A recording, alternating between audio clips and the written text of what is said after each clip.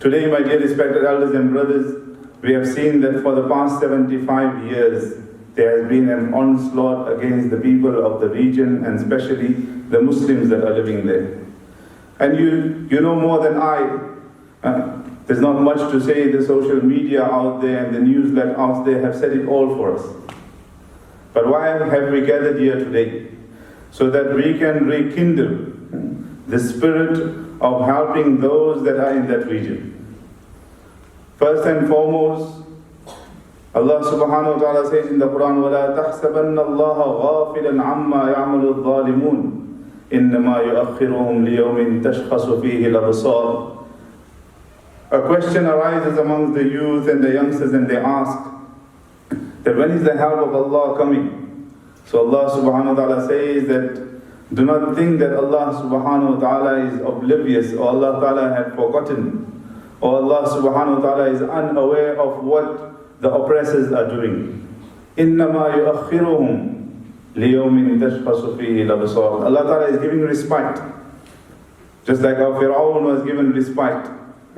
And when it comes that Allah subhanahu wa ta'ala wants to catch someone, or Allah subhanahu wa ta'ala wants to bring someone to justice, Allah ta'ala says, إِنَّ بَطْشَ رَبِّكَ لَشَدِيدٌ إِنَّهُ هُوَ يُبْدِئُ وَيُعِيدُ. Surah Al-Buruj, Allah ta'ala speaks about the people of Ukhdud, that Ashabul Ukhdud, who were they? These were people who were tortured just because they have recited the kalima La ilaha illallah Muhammadur Rasulullah. وَمَا نَقَمُوا مِنْهُمْ إِلَّا أَن يُؤْمِنُوا بِاللَّهِ الْعَزِيزِ الْحَمِيدِ. The only revenge that they were taking from them, why? Because they were the reciters of the kalima. In the same way, the people of Gaza today and the people around Masjid al-Aqsa today, they have been told to leave. They have been told, leave your lands, leave your homes, go away from here. All this is ours. But because they are resisting, now there's an onslaught on them.